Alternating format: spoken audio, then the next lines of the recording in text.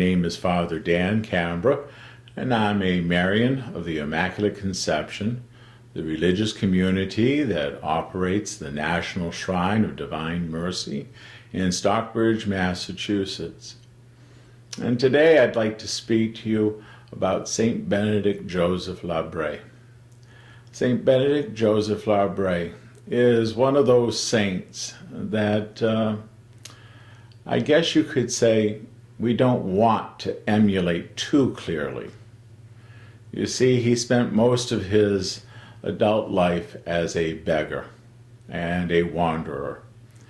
An important reminder to us that there is no aspect of human life that God does not dignify by the blood, sweat, and prayers of his saints. Saint Benedict Joseph Labre, as he began his life, certainly did not envision what would eventually be his real vocation. As a young man, he had an uncle who was a parish priest. And when he reached that age when normally one would begin studies for the priesthood, he went to live with his uncle. Unfortunately, the bubonic plague broke out at that time period, and his uncle cared for the spiritual needs of the people in his town while he cared for their physical needs. It was not an easy life, and towards the end of the plague, his uncle succumbed to the plague itself and died.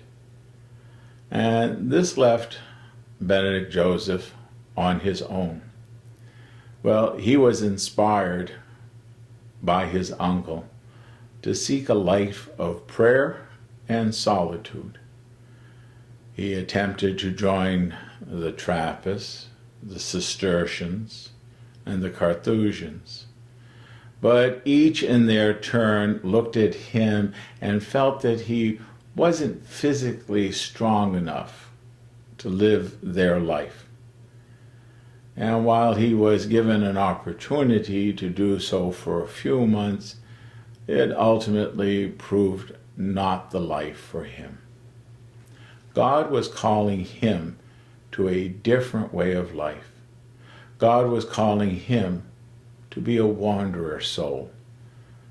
And he was well suited to this.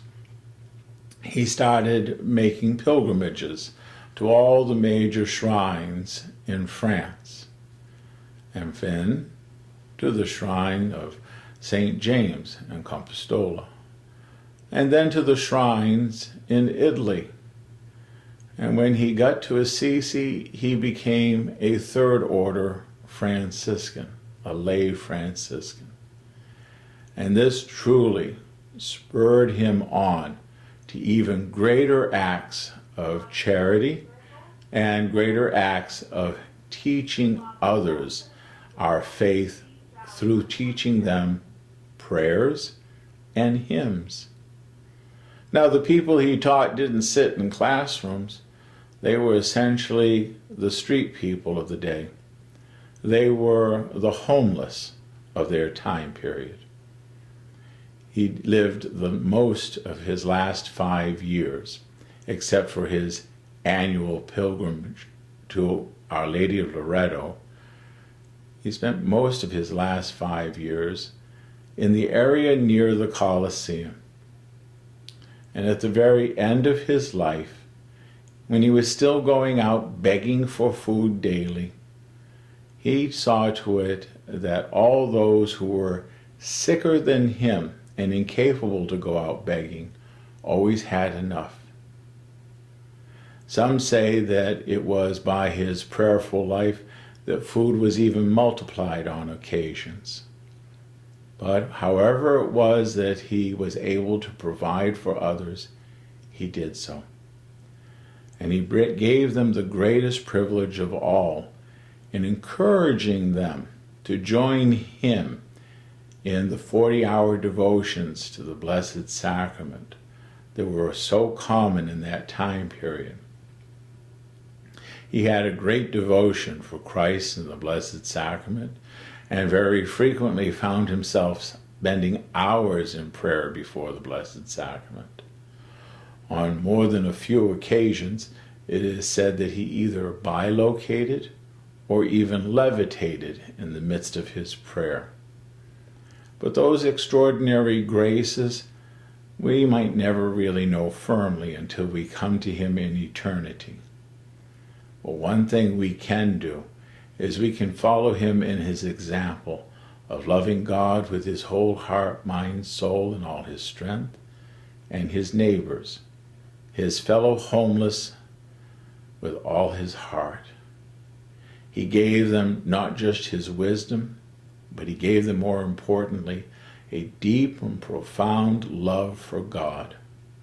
And it was precisely in that deep and profound love for God that at the very end of his life, he was taken into someone's home. And there he was prepared for his end, which came in less than one day. When finally his funeral was to be celebrated in Santa Maria a Monte, just a few blocks from the Colosseum, it is said that hundreds of bishops and priests turned out. And within a matter of the first few months after his death, over 136 miracles were attributed to him. Many of the people that received miraculous and spontaneous healings received them not so much at his tomb, but rather in praying before the Blessed Sacrament in his example, and following his deep love for the Eucharist. They received the healing rays of Christ from the Eucharist into their very hearts, and filled with the same abiding love that he had for Christ in the Eucharist, they came to know God's love for them as perfectly as we can in this life.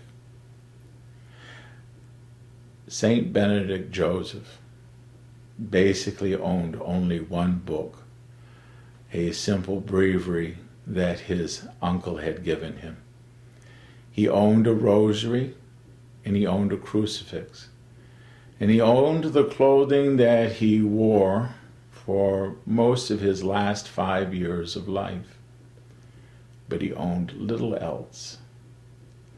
But he was possessed by Jesus, and it was simply in being possessed by love itself that he found his meaning in life, and he found his way to eternal glory. May God bless you.